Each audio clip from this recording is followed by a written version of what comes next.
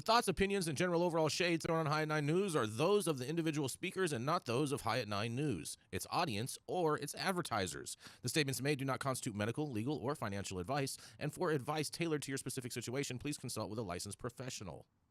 Welcome to the High at 9 News Hour, where you will hear from cannabis industry experts and professionals from around the country talk about important topics while shining light on global issues and discussing cannabis as it relates to politics, regulation and reform, data and technology, science, research and medicine, family and parenting, art, celebrities and entertainment, fitness, sports, mental health and wellness, and plant-based medicines and entheogenics. Together, we are building a stronger community, fighting the stigma and creating change. With your hosts, Jason Beck and Rico Lamitte, joined by special industry expert correspondents from around the country, and daily antics brought to you by Cannabis. Coming to you live every Monday through Friday at 9 a.m. Pacific Time and high noon on the East Coast. And thank you all for getting high at 9 with us.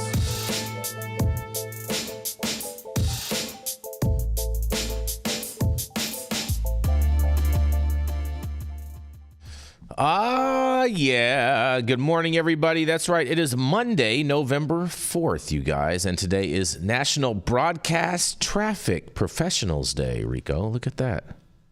Mm-hmm. That's right. It's also Job Action Day. Yeah. Action on the job. Mm-hmm. So that kind of action. Yes. National Candy Day. I don't know. That should be Halloween. I don't understand why it's today, but whatever. And Rico, about sugar, big sugar, and it's also National Chicken Lady Day, you guys. I ain't touching that one. Thank you all for joining us and getting high at 9 with us. It's also high noon on the East Coast. And please remember to like, share, and subscribe to us on all social media platforms. You can look up above or down below to see exactly where we live on the internet. And we are live every Monday through Friday on YouTube, Rumble, Twitch, Twitter, Instagram, Facebook, and on our very own website at www.highat9news.com. So thank you all for joining us from any one of those platforms, wherever you are. But kicking it off, that's right, we have the dope dad himself, Rico Lamitte, the man who was out trick-or-treating, bag snatching, and all that fun stuff, hitting people with his spear or whatever. That's right, it is the dope dad himself, Rico Lamitte. That's a Trident, Jason. Trident? That's gum. Yeah. The spear stays home. Either way. Election week is finally upon us for this 2024 season, everybody, and America's got a crazy week ahead with folks eager to see the results of whatever ballot counts mean most to them. Here at High at 9 News, we care most about whatever cannabis initiatives are being voted on and whatever effect the results mean to our industry. In addition to the countless lives changed for better or worse, there's a whole lot of money at stake too. How much money, might you ask?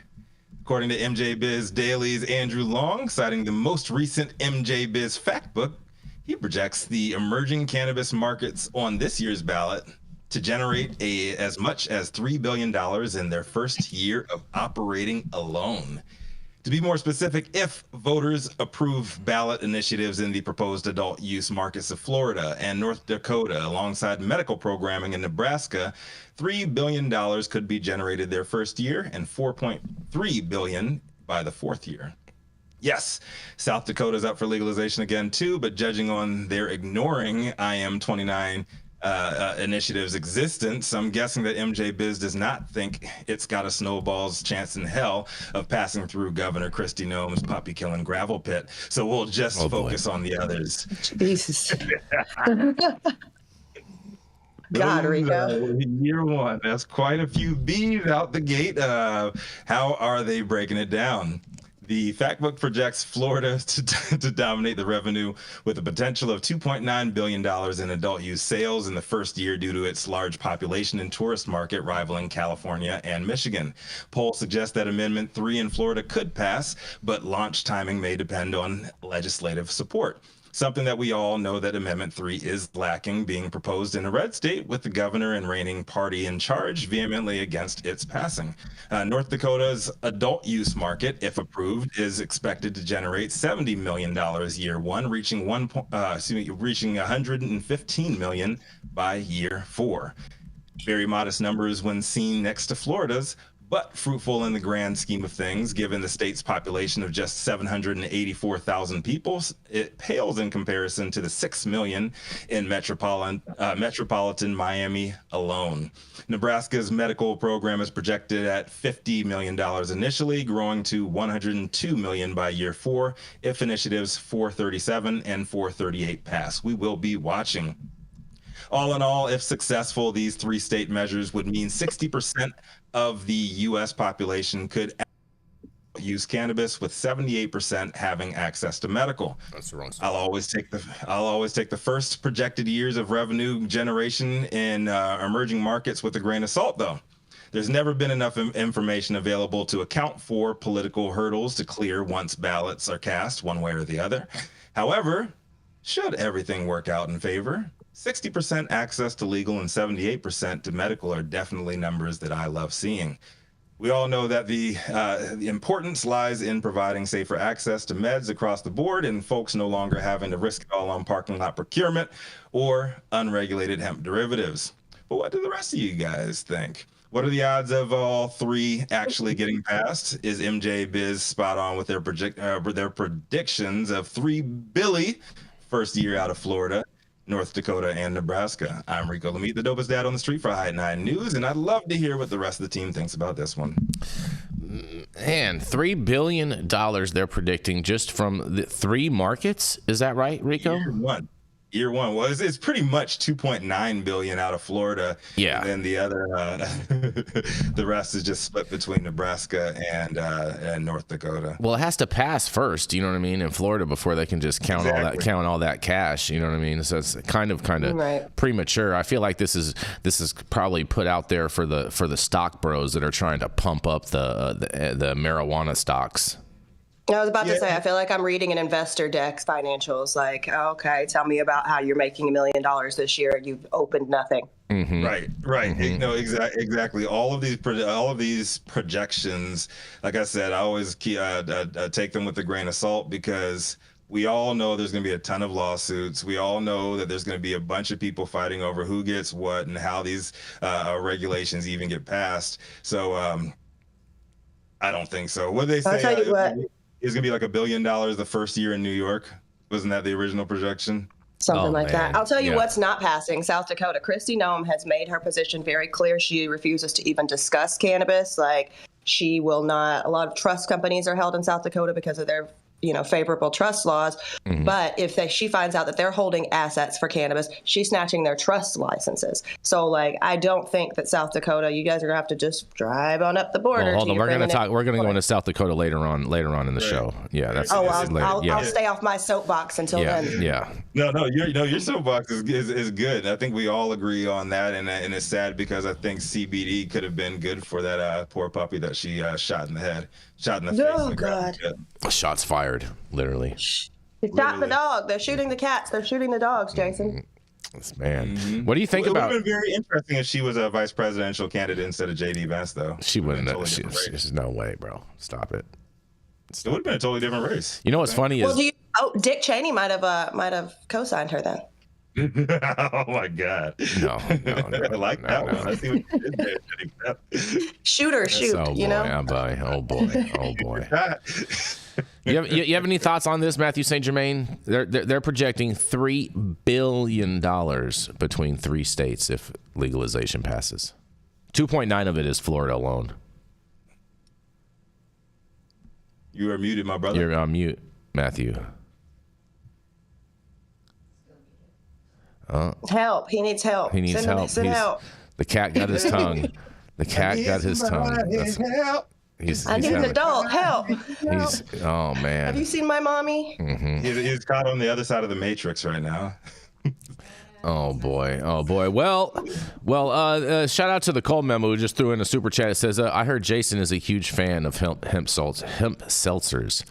It's true. He loves them. I don't know about all that. You know what? I'm a big You said fan. they were the word you used was yummy, Jason. Yeah, Jason, what do you think about hemp seltzer poles?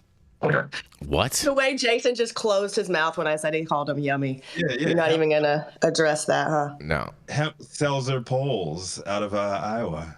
Think about that. You guys are crazy, man. You guys. We're going to keep it rolling into a can of hemp seltzer, Jason? Yeah. We're going to keep this thing rolling. We're going to roll right into a commercial, and we're going to be right back.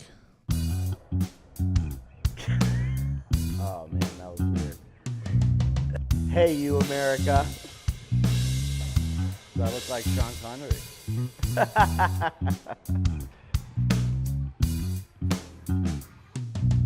Good morning, America. Saman Razani coming to you live from sunny Los Angeles, California with the one and only highest host, Mr. Jason Beck, smoking on the best weed in the world. Did you know that we have an audio-only version of our podcast? You can find it on Apple, Google, Amazon, iHeartRadio, and Spotify. No excuses in 2024. If you haven't checked us out, check it out now. And also, check out what the Prophet's doing in 2024. All right, y'all, we are back, and up next, y'all know who it is. He's known for smoking the best weed in the world, being the highest Republican in every single room, and he may or may not have procured the bullets for Kristi Noem. Whoa. Jason. Age. Jason Beck. Oh, man. Thank you, Rico. Well, there was another super chat in the mix, and it was all from the Cole Memo, and he says he likes hemp Arnold Palmer's. But he's got jokes. Cole, you have jokes today, bro. It is election week. It is election. Oh man. And speaking of elections, you guys, a judge, and this is a long story, so I'm just warning you in advance, so I apologize, but I'm going to make it fun for you, because a judge rules that Nebraska medical cannabis votes will be counted and declines to delay the trial, you guys. That's right. District Court judge decides current evidence and witnesses didn't offer overwhelming evidence the plaintiff would prevail in the case, you guys. The votes cast for or against Nebraska's 2 medical cannabis ballot measures on Tuesday will be counted and made public after a district court judge rebuffed a request to prevent both actions. Lancaster County District Judge Susan Strong said she agreed with attorney Daniel Gutman, who is defending the ballot sponsors, that the status quo is to count votes on Election Day. She noted that it was Nebraska's Secretary of State Bob Envin who certified the measures for the ballot, and that Nebraskans are already voting. Strong also ruled on Friday against a request to delay the trial, and Austin-based attorney Annie Mackin, on behalf of John Kuhn, who filed a lawsuit against the ballot measures, asked Strong to prevent the counting and tabulating of votes because the ongoing trial could invalidate the measures. Mackin said state law requires that only, in quotes, valid votes be counted, and the measures would regulate and legalize medical cannabis out there. And they, in a quote, they say, without a TRO, which is a temporary restraining order, or other injunctive relief before 8 a.m. on Monday, the horse is out of the barn, so to speak, Mackin said. I like how they use that in Nebraska. Beginning Monday morning, 24 hours before polls open on Tuesday, county officials may begin counting early or mail-in votes. Looking at the merits of the motion and the merits of the case at this time, I cannot find that the evidence is so overwhelming that I know right now. Without looking at the exhibits and the rest of the witnesses and everything else, the plaintiff, Kuhn, is likely to prevail on his merits, Strong said on Friday, adding that she's not saying Kuhn can't or won't prevail as the trial continues, and attorneys from the Nebraska Attorney General's office arguing on Envin's behalf outlined challenges to nearly 80,000 petition signatures this week in a trial before Strong. Kuhn's attorneys used their efforts this week largely to support the efforts of of Evans' attorneys, and Deputy Solicitor General Zach Vigilianco told Strong that he agrees with Mackin that the evidence could invalidate the measure, but said that Envin opposes not continuing votes because, if possible, election integrity concerns you guys. That's right. The ballot counting machines have already been programmed to count all ballot items, and Vigilianco said and reprogramming the machines days before the election could be difficult, you guys. Vigilongo said it is technically feasible not to publicly release votes, though Evans' directions to county officials would be considered guidance, not a legal requirement, and because the state's 93 county officials are not part of that case, Strong said she wasn't sure whether she even had the authority as a judge in Lancaster County to issue a statewide ruling. Statewide election questions are usually directed at Lancaster County, particularly when they involve the Secretary of State. And among the state's witnesses are Jennifer Henning and Michael Egbert, two paid circulator petitioners who said on the stand on Thursday and Friday that they didn't follow the law while gathering signatures. Both allege that the notaries they worked with might also have broken the law. And Egbert has been criminally charged with a felony for using a phone book to forge signatures. And on Thursday, attorneys noted that Henning is on probation on 2 counts of felony insurance fraud and has in the past submitted fraudulent documents to courts. She has not been charged in the current case, and a quote says, "I think it would be a travesty of democracy to halt an election off of the testimony of Michael Egbert or Jennifer Henning." And that's essentially what the request is, Attorney Daniel Gutman, on behalf of the ballot sponsor, told Strong. Assistant Attorney General Justin Hall on Friday questioned another witness for Evan, 22-year-old campaign worker Garnet Connolly, on advice from his attorney that Molly Burton Connolly pleaded the Fifth Amendment against self-incrimination to nearly every question from Hall, including those questioning possible criminal wrongdoing. Among those questions were Conley's process as a top campaign volunteer and whether he followed the law in notarizing or circulating petitions and whether he had destroyed any communications. Hall showed the court some Conley's texts to and from Henning and some between Conley and ballot sponsor Krista Eggers, campaign manager for Nebraska for medical marijuana and a prospective witness. Eggers has not yet taken the stand, and a separate criminal case from the AG's office is underway, and Connolly and Eggers have not been charged yet. But Egbert told J.C. Todd, a notary from York, that they have been, and among the Conley and Henning text was a string in May when Henning asked how she could find a notary to sign off on petition sheets she had circulated. Henning asked if she could give her petitions to another notary, and in a quote, they say, "Sure, whatever works best for you," Conley responded. In an additional quote, "Otherwise, you can sign them and everything, and I can swing by and grab them if you leave them in your screen door or something." "They are already signed and filled out," Henning responded, and much of the case revolves around alleged fraud and malfeasance on the ballot measures, with the attorneys for Kewen and Envin seeking to impugn or extend any instances of wrongdoing to any and all petitions that those individuals touched. For example, notarizations must be done in front of the person who signed the petition oath, and the notary must know the circulator. The Attorney General's office has indicated at least 1,110 total instances of wrongdoing on petitions, and approximately 3,500 signatures on both measures would need to be tossed out to invalidate the election results. In another exchange, Conley with Eggers She detailed her panic in ensuring the campaign was successful in its third straight election cycle and said, in quotes, "There is no more nice campaign. We don't follow the rules anymore, and we just pay the consequences and hope it's okay." In another exchange, Eggers and Conley discussed a campaign worker who they suspected might be a plant to invalidate the measures, and in quote says, "We should probably be very careful," Eggers told Conley, "not to lead him to question that we ever notarize things that aren't in person and such. Just stay very clean," end quote.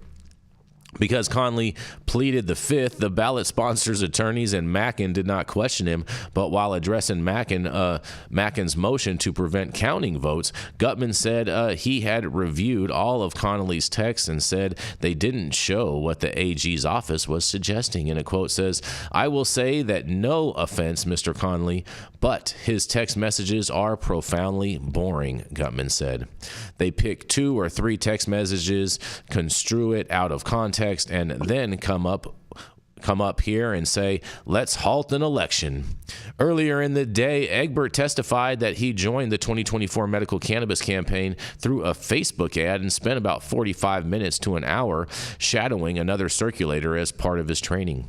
He testified that he would sign his petitions at home before dropping them off at Todd's business on Grand Island, and Egbert said he had met Todd once. Egbert said he also never signed his sheets in front of a notary and never witnessed a notary notarize his sheets. Gutman said Todd vigorously disputed those accusations during his deposition and said he talked with Egbert regularly, including about his neurological medical condition that Egbert said impairs his memory. Oh, look at that. It impairs his memory. A recent injury will prevent Todd from testifying in court, and in a quote says, "I would say he's a lying man because, no, I did never sign anything in front of the man," Egbert said about Todd among other witnesses on Friday, where Deanne Nice, the Saunders County clerk who oversees elections, and Ronnie Goylar, an independent contractor for the state as a mediation aide who helps Henning with her son, and Mark Sangor, a full-time forensic document examiner who reviewed about 150 signatures for the trial, and after Strong concluded that Kuhn's attorneys hadn't presented the overwhelming evidence needed to prevent votes from being counted on Tuesday, Mackin asked to delay the trial until criminal investigations had finished. Gutman objected, noting that Mackin and Villago earlier opposed delaying the trial when requested by the ballot sponsors, and Strong decided against Mackin's motion after Friday's hearing. And Monday could be the final day of the trial. That's right. That's today, you guys. And election day is Tuesday. And oh man, I can't wait to see what happens tomorrow. And congratulations, Nebraska. Your votes are going to count. And this is Jason Beck for the High at 9 News. I can't wait to hear what y'all have to say about this. Oh, boy. Well, I guess they had some dry-ass text messages. That's fucking funny. Mm-hmm.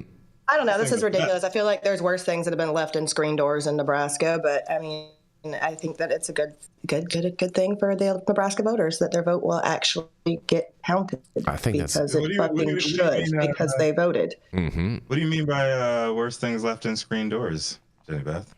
I could just imagine there's been some weird shit in screen doors in Nebraska. Like flies? Corn? No. Mm-hmm. Raccoons. Oh, interesting. Squirrels. Squirrels. Peanut might have been at a screen door. That could have been the problem. Rest in peace, Peanut. Rest in peace, Peanut. Harambe yeah. holding him up there like this. I was about you beat me to it. Yeah. Harambe came back to avenge Peanut's death. Mm-hmm. Mathieu St. Germain, you got some sound yet? Your microphone working yet?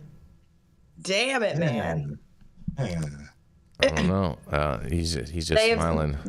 Tomorrow's election day. The government has silenced Mathieu St. Germain. They're like, that's enough of this. I see. No, we can't hear you, Matthew. Sour. I'm sorry. I feel bad for Tristan because he's actually screaming. Exactly. Yeah. Fortunately enough, Matthew, some of us can read lips. But man. I don't know what's going on with you. You usually are like so good with the technical issues. He loves us. He'll see us on Germain. Friday. He doesn't know what's going on. He's having technical issues. I'm interpreting for him. Is that what it is? Yep. Interesting. You guys aren't texting or something, huh? No, we're not. I just read his mouth. Interesting. Cute. You're a professional lip reader now, huh, too? Mm-hmm. I'm just being helpful. I'm just trying to help. Fair enough. You have any other final thoughts on this Nebraska story, man? They got a hot trial going on out there. I don't know, man. This is a mess. You know, it's going to be lots of lawsuits, and I think it's going to take more away from MJ Biz's this big prediction. You know what I'm saying? Oh boy. Can we just giggle at the fact that MJ Biz, an event company, is now the authority on how much industries that don't exist yet are going to produce? Like, I just want to put that on. Hold on. Slow down. MJ Biz does produce an event, but they also are a news outlet. MJ Biz Daily. Yeah, that's great, Mel, but I don't believe them. And they were also recently acquired, so you just got here. Give it a second. Get a drink. Put your feet up first. They be putting their work in on the ground. You know, they got some good lists over there. Exactly. Have you seen their speaker list? Never mind. Moving on. We're not talking about the conference, Jenny. We're talking about MJ Biz Daily, the publication. You're conflating the two. Yes, I understand that, and I am talking doesn't seem like you do. About the validity of the people they put up. Yeah, we're not talking about the conference. We're not talking about anything about the conference. That's okay, Jason. Just keep it moving. It's like, Fox 5 versus Fox News, two very different things. You can talk about the local, or you can talk about, like the Republican propaganda.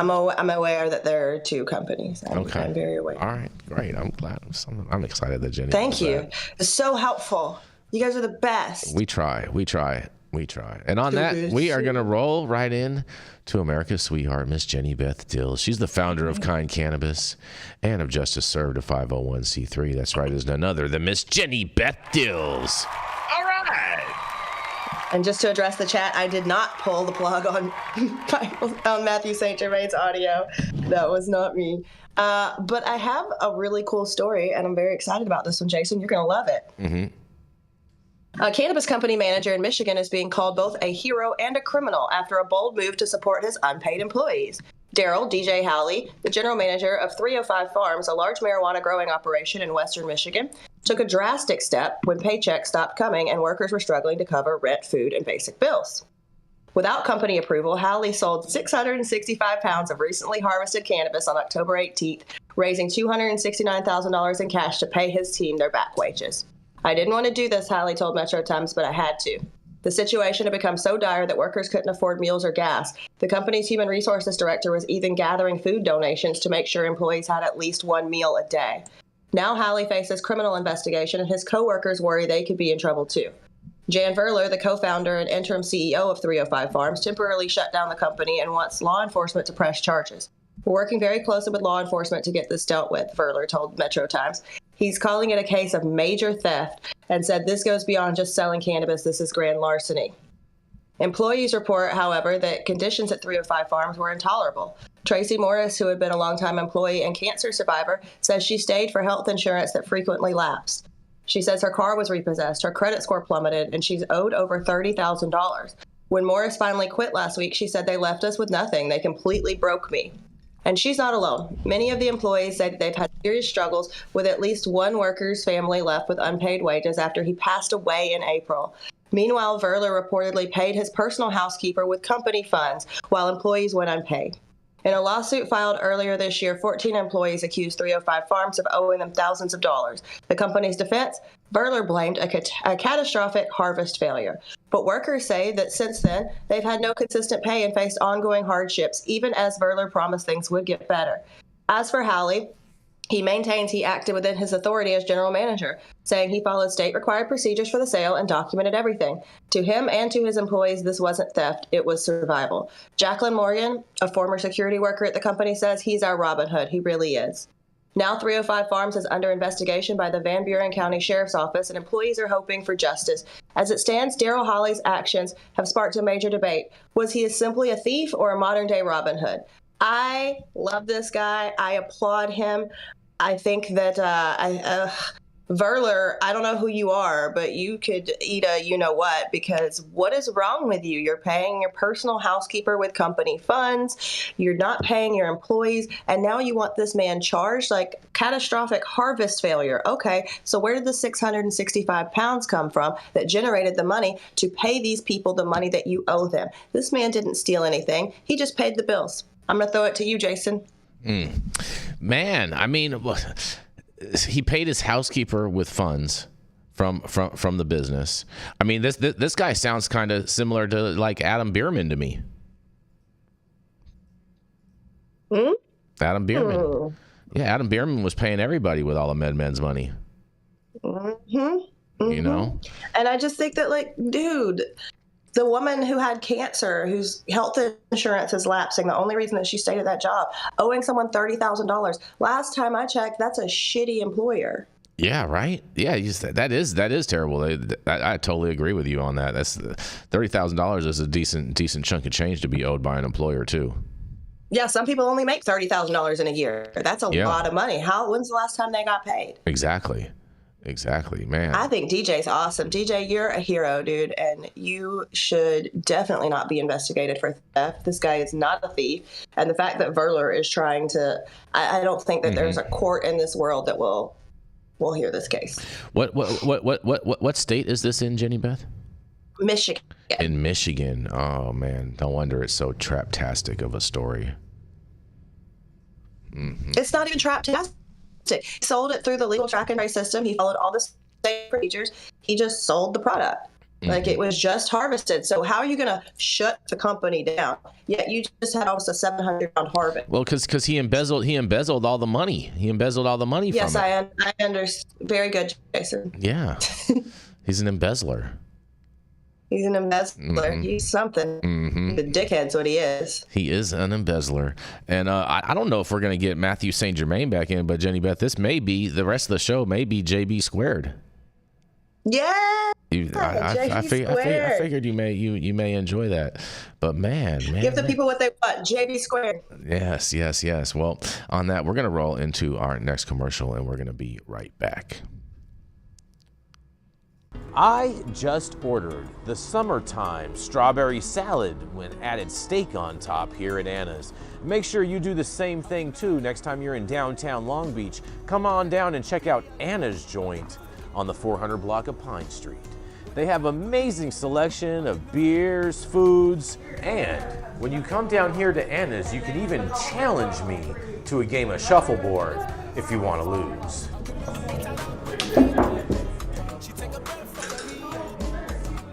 Get that? So, next time you're in downtown Long Beach on Pine Avenue, make sure you stop by Anna's Joint on the 400 block. Not only do they have Anna's Joint, this restaurant and bar, but they also have the amazing deli next door, and then next door to that they have a very exotic flower shop. You may want to stop by and say hi.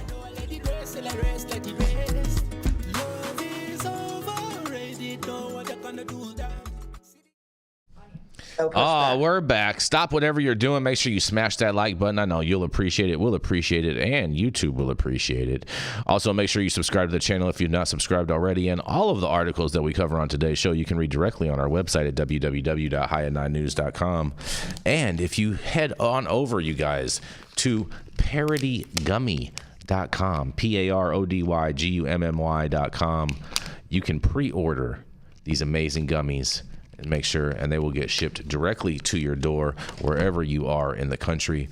As well as one last quick note, we are encouraging everyone to help the Green Party out. They are trying to put some funds together to make sure that their message is heard in a number of different places, and we are encouraging that. Anyone that can help out, the link to the Jill Stein campaign is in our bio, as well as her whole cannabis policy. So support the Greenies.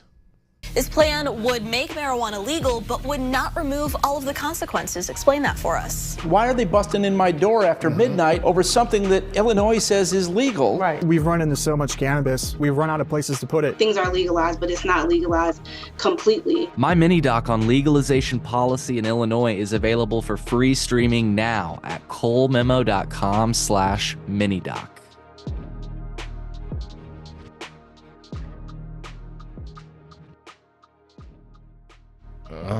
Yes, and we are back, you guys. Matthew, are you back? Can we hear you? He's still trying to figure it out. All right. Well, you know what? While he's trying to figure it out, I'm going to go into my other story. Jenny, you're going to love this, okay? And maybe, yeah. I think you're going to love it. And then how we'll do it is, if Matthew can't do it, we'll have you read the story after the next. We'll have you read Matthew's story after the next commercial break, and then I'll close out with the final story. Yarrow couldn't make it today. He's not feeling well. Apparently, Jenny, he's a little sicky. He's on the sicky shelf. Stayed on the shelf this weekend. Mm-hmm. It sounds like he was turning up too much over the weekend. But I think this is super. A little too much Pinot Noir. Exactly. This is super interesting because I know you're from Colorado, Jenny, so I'm sure you're gonna find this story extremely interesting, because anti-marijuana campaign outspends question 300 support 11-1 in its latest filings. That's right. Colorado Springs Safe Neighborhood Coalition reported spending over $1 million to stop adult use cannabis. Much of its funding is from what's considered dark money. The group campaigning. Dark. Yep, I love dark money. The group like black jobs? No, stop it. The group campaigning against adult use marijuana in Colorado Springs has outspent its opposition 11-1, according to the city's latest campaign finance records. Question 300 would allow adult use cannabis to be sold in Colorado Springs at businesses with existing medical marijuana licenses. 2D would outright ban adult use marijuana with an attempt to prevent future citizen-led initiatives from occurring. And the Colorado Springs Safe Neighborhood Coalition, which is running the campaign against 300 and in support of 2D, reported spending nearly $1.1 million in its November 1st finance report, which included contributions and expenditures through October 27th. Overall, though, the coalition reported raising over $1.2 million this cycle to encourage voters to strike down adult use cannabis. Many of the donors include developers, construction companies, builders, and real estate-related groups and individuals. The focus from those industries could be due to the fact that many contractors have a zero-tolerance policy for marijuana. And even if construction workers use it off-duty, despite Colorado's legalization. And in a 2015 ruling, the Colorado Supreme Court ruled an employer's zero-tolerance policies for marijuana use overruled the state's cannabis laws, you guys. Interesting. But to Daniel Cole, who's no relation to the Cole memo, who's in charge of the opposition campaign to question 300, he said it's likely more a sense of duty rather than a job rationale. And the quote says, "Our donors are contributing out of a sense of social responsibility," Cole said. "This is a group that regularly invests in efforts, both civic and political, to keep Colorado Springs safe, healthy, and prosperous." But Colorado Dawn, which is a 501c4 nonprofit, contributed the bulk of the money for the Colorado Springs Safe Neighborhood Coalition, and Colorado Dawn is registered for the same address as Cole's other business ventures, including the Colorado Springs Safe Neighborhoods Coalition, according to the latest campaign finance filings. Colorado Dawn contributed $835,000 this cycle to the anti-pot campaign, and however, that money is not broken down into specific donors. Cole said it comes from a variety of sources and that Colorado Dawn spends on a wide range of projects every year. Since it's unclear who the nonprofit funders are, Colorado Dawn is considered a dark money group. According to the ProPublica nonprofit Explorer, Colorado Dawn reported nearly $6 million in revenue in 2022 and a 14-fold increase from its 2021 revenue. 2023 data was not available on the site, and Megan Graff, a spokesperson for the Citizens for Responsible Marijuana Regulation, which supports Question 300, criticized her opposition for being funded by dark money. A few big dollar developers and their favorite local politicians are trying to permanently ban consenting adults and veterans from this industry, said Graff. Initiative 300 provides a responsible plan with no new stores, safeguards for children, and funding for public safety, mental health, and veterans PTSD programs. Springs voters have a choice on Tuesday, and we feel confident voters will look past the dark money spending and do their own research. Citizens for Responsible Marijuana Regulation reported spending about $158,000 through October 27th and contributions totaling about $194,000 overall through the campaign. Marijuana industry is a major funder of legalization ballot question, and representatives of the cannabis industry contributed over $300,000 since last spring toward the November 5th South Dakota ballot measure that would legalize a limited form of adult use marijuana. According to the campaign finance reports, and meanwhile, on the anti-marijuana side, more than 100 people gave individual donations totaling more than $370,000. The largest of those was $61,400 from Brad Wheeler, who owns Wheeler Manufacturing in Lemon. And the next biggest contribution against the measure was $50,000 from South Dakota Hall of Famer Robert Muji, co-founder of RPM and Associates in Rapid City. And there are no limits on contributions to ballot questions committees initiated it.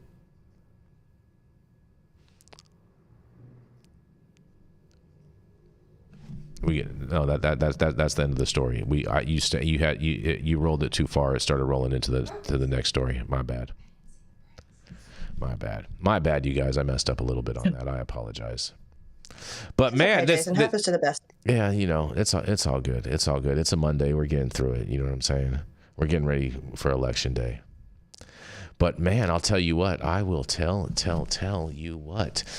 Colorado Springs is super interesting because they've always had a medical program going on over there, and they, to my understanding, they have had a adult use measure on their ballot almost every single year since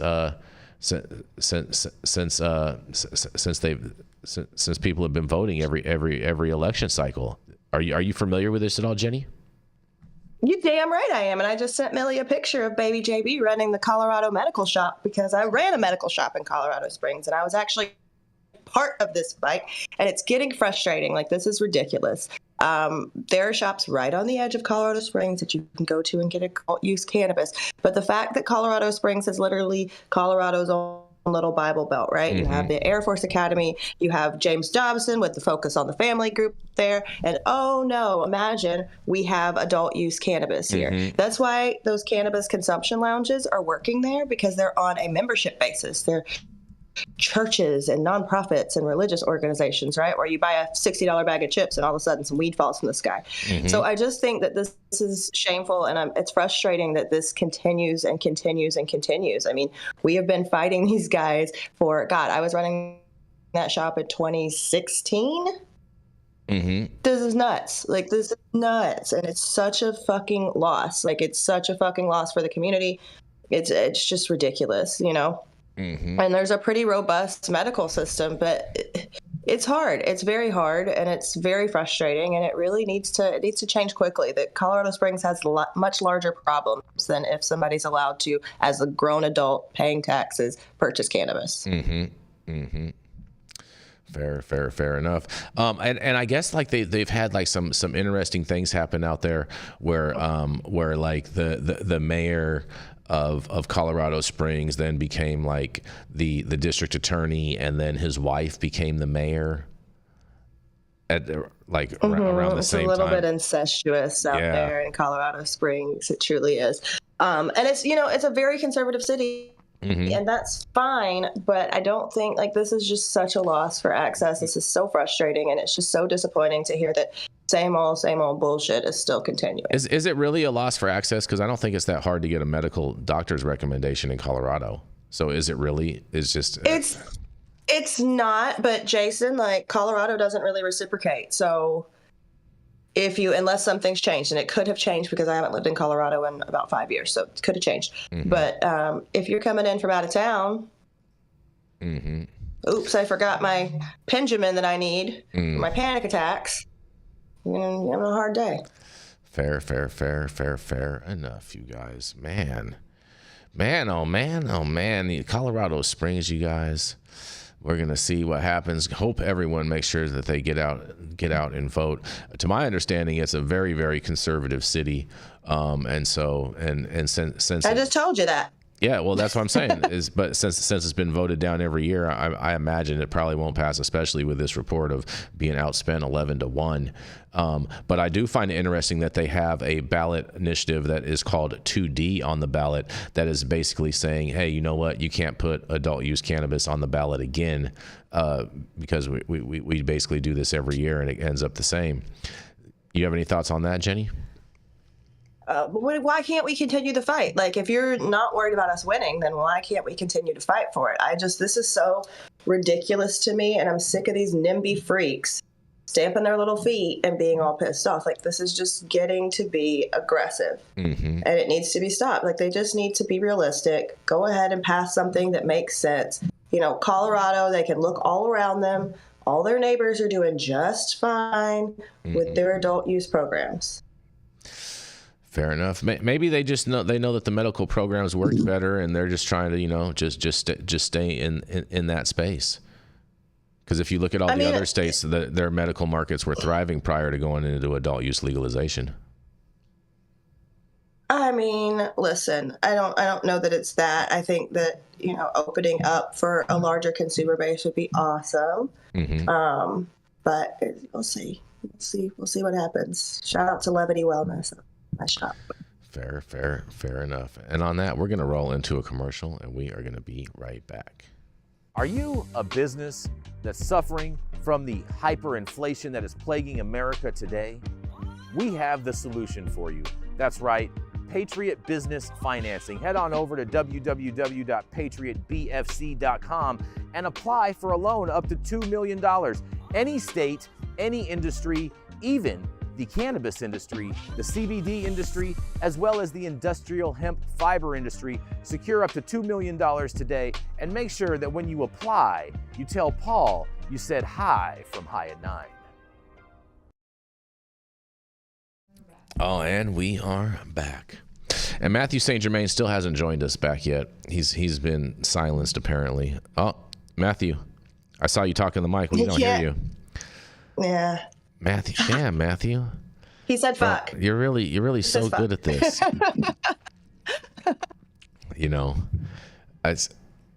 I'm blaming I can't believe that they're silencing Mathieu St. Germain. It's because you go down so many rabbit holes, probably, Mathieu St. Germain, that they're trying to silence you. He said fuck with a large emphasis that time. Yeah, he's stressing out. He's stressing out, man. Man, oh man, oh man. You want to read a story, Jenny Beth? I'm ready to go. All right, go for it. We love you, Mathieu St. Germain. The U.S. Department of Veterans Affairs has taken a historic step in mental health treatment for veterans, announcing its first government-funded study on psychedelic-assisted therapy since the 1960s. This groundbreaking study, led by the Providence VA Medical Center in Rhode Island, will examine the use of MDMA-assisted therapy for veterans struggling with PTSD and alcohol use disorder. VA Undersecretary for Health, Sharif El-Nahal, introduced this initiative at a recent health conference where he was joined by Senator Kristen Sinema of Arizona and Representative Morgan Luttrell of Texas, both advocates for psychedelic therapy reform. The study aims to test the safety and effectiveness of MDMA-assisted psychotherapy, including a unique approach to low-dose MDMA in the placebo group to address potential functional unblinding. That is to make sure participants don't know which treatment arm they're in. Alan Hall emphasized the VA's commitment to leadership in this area, stating VA must lead on this encouraging area of investigation so that we can continue to build trust with veterans contending with these severe health conditions, and we will. Following the announcement, Rachel Yehuda, Director of Mental Health at the VA James J. Peters Medical Center, shared the agency's positive results from an initial MDMA trial. Yehuda, who also leads the Center for Psychedelic Psychotherapy and Trauma Research, praised the VA's leadership and potential of psychedelic therapies for veterans, saying that their work has produced stunning and robust results. Despite a recent decision from the FDA to deny MDMA therapy approval, Yehuda remains optimistic, urging the VA to double down on research to keep building the case for these therapies. The VA study comes amid growing calls for psychedelic therapy options for veterans. With bipartisan support in Congress, lawmakers recently staged an event at the U.S. Capitol calling for FDA approval of MDMA therapy and unveiling an art installation honoring veterans lost to suicide. In a related debate, the U.S. House of Representatives recently approved amendments to a spending bill that would allow VA doctors to recommend medical marijuana and promote further research into both marijuana and psychedelics. In August, the Senate Appropriations Committee also raised concerns about restrictions limiting this kind of research, signaling an increasing push from lawmakers to support alternative treatments for veterans. Meanwhile, the DEA is facing pushback from advocates after an administrative judge denied the agency's attempt to exclude key witnesses and evidence in an upcoming hearing on its plans to ban certain psychedelic compounds used for research. As support grows, advocates for veterans have even released a guidebook aimed at helping veterans understand and access psychedelic-assisted therapies, responding to what they describe as a demand for alternative mental health solutions. In short, the VA's new study marks a significant step forward in exploring innovative, potentially life-changing treatments for veterans, signaling a new era of hope for those who have sacrificed for their country. I think this is a great story. If Mathieu St. Germain were here, I think he would say Republican, blah, blah, blah, something like that. But for me, I love this. I love that there's support for both sides. I think this is a great story that he chose, and we definitely do need to do something to assist the people who have fought for our country. Mm-hmm. No, this is great news. This is great news. It is great news. I see why Mathieu St. Germain found this story. I do. Oh my gosh, they're calling him muted St. Germain in the chat. That's cute. That is really cute. I think this is a great story. I wish Nick Bradley was in the chat for once. Love to hear his thoughts on that. Oh, that's funny. That's funny. Did they say how long that this study will take for them to get the results? They did not. They did not. Man, I hope it. Has the government ever told us a project completion date? Yeah, but they just kicked the can down the road. I'm just hoping that they had some kind of a mile marker. Oh yeah. No, because that's too much like accountability, and this is once again the government. JB squared. Interesting. Well, shout out to the veterans out there. We do appreciate all that you've done, especially when it comes around Election Day. That is one of the main reasons that we have the ability to vote and whatnot, is because all the men and women that have fought for our country, for our freedom. And so we definitely want to thank all of the veterans out there. This is a great thing, and I hope we get some good results from this test. No, absolutely. I think this is awesome. I'm really excited about it. Mm-hmm. Did it say how they're going to select the people that are going to participate in the study? Or it did not. Or if there is any interest in applying for the study, how a veteran would apply? I did not see that. I did not see that. That's too bad. That is too bad. Oh well. Oh look, there he is. He's back. He wants us to wait. Yeah. Come back to him. I bet. Unfortunately, when JB Squared runs a show, we run an efficient ship. That's right. And we're going to end on time today. We are going to end on time today, but man, let me tell you something. We're coming up to our last story, you guys. Here we go. And I do apologize. I started to read it a little prematurely, but nonetheless, marijuana industry is a major funder of legalization ballot question, you guys. That's right. Representatives of the cannabis industry contributed over $300,000 since last spring toward the November 5th South Dakota ballot measure that would legalize a limited form of adult marijuana use, according to campaign finance reports. Meanwhile, the anti-marijuana side, more than 100 people gave individual donations totaling more than $370,000, you guys. The largest of those was $61,400 from Brad Wheeler, who owns Wheeler Manufacturing in Lemon. And the next biggest contribution against the measure was $50,000 from South Dakota Hall of Famer Robert Muggy, the co-founder of RPM and Associates in Rapid City. There are no limits on contributions to ballot question committees, and initiated Measure 29 would legalize possession, use, and free distribution of up to 2 ounces of marijuana to adults 21 and older. It's one of 7 statewide ballot questions under consideration by South Dakotans, and in all, about $915,000 was raised for and against the marijuana measure, with $458,000 on the pro side and $457,000 on the con side. The Yes on 29 ballot committee took in $436,000 and spent $217,000 since May, according to its most recent campaign finance reports, and about $300,000 of the contributions came from the marijuana industry. The largest contribution was $100,000 from GL Partners Incorporated in Rapid City, a medical marijuana dispensary business. And South Dakota voters approved medical marijuana back in 2020 ahead of the June primary election, and GL Partners gave another $100,000 to the committee back then. Trevor Sidney and Gib Moyle of Rapid City gave a combined $100,100, and the family owns the Moyle Petroleum Company. Committee Chair Brad Jurgensen's Home Slice Media Company donated $50,000 in marketing work and $5,000 in cash. The Marijuana Policy Project, a national nonprofit that supports pot legalization, gave $37,000, and a California company that makes maps showing where to buy weed legally gave $30,000. Is that Weed Maps? Is that Weed Maps? I don't know. That's I don't know. Oh man, that's funny. The group also took in $15,000 from South Dakotans for better marijuana laws and a ballot question committee that was organized to support a failed 2022 ballot question to legalize adult use cannabis. A similarly named committee supporting IM29, South Dakotans for Better Marijuana Laws Incorporated, spent $64,570 of the $82,000 it took since May, and its largest single contribution of $60,000 came from the Yes on 29 ballot committee.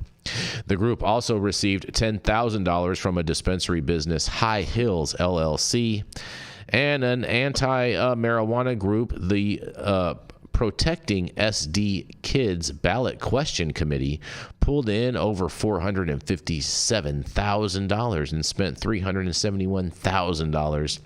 Besides the more than $370,000 in individual contributions, $71,000 came from 8 South Dakota companies and organizations, including $25,000 apiece from First Premier Bank of Sioux Falls. It stopped playing. And Prestige Auto Sales in Spearfish. And the group issued a press release on Wednesday announcing it had raised a total of $550,000, including more recent fundraising that wasn't included in the group's October 21st report.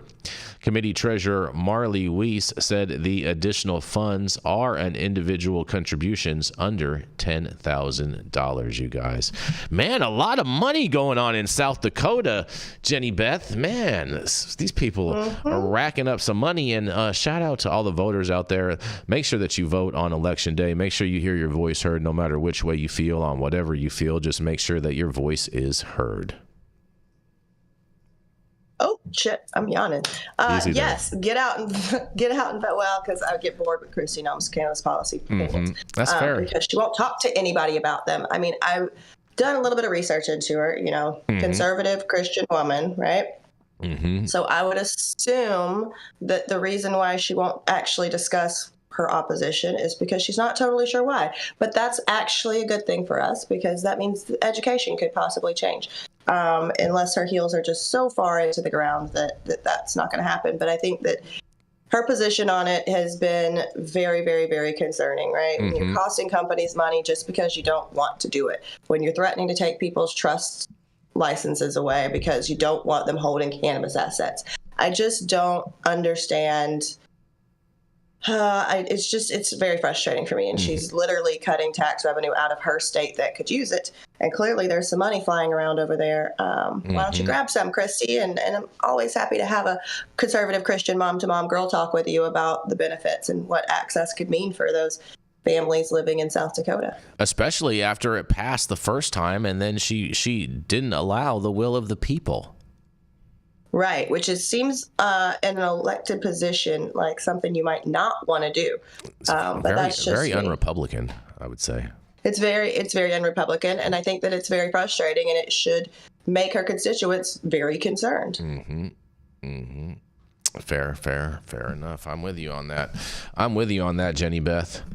You know what else I'm concerned about, Jason? What's that? I got this package the other day with a very lovely note in it telling me how much they enjoyed me and all the rest of the cast of High at 9 News, and I'm concerned with how Family's Best makes that jerky taste so good. Because it is good. Make sure you check them out. It's delicious. Yes, Family's Best Jerky. Yes. And for their turkey jerky, all through November, they have a special 15% off of their turkey jerky all through the month of November. Use code GOBBLEGOBBLE15 on your order, and any orders over $125 is free shipping, you guys. So oh boy, yes.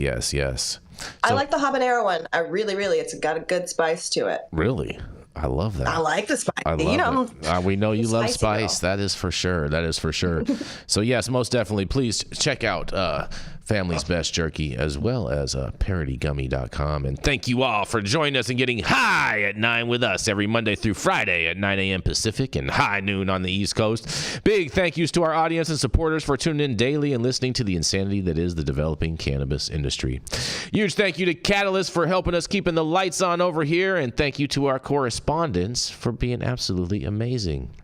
Thank you to Cannabis Sativa L for giving us a reason to do all this. And thank you to Cloud Media Partners, Millie in the building today. Oh, yeah.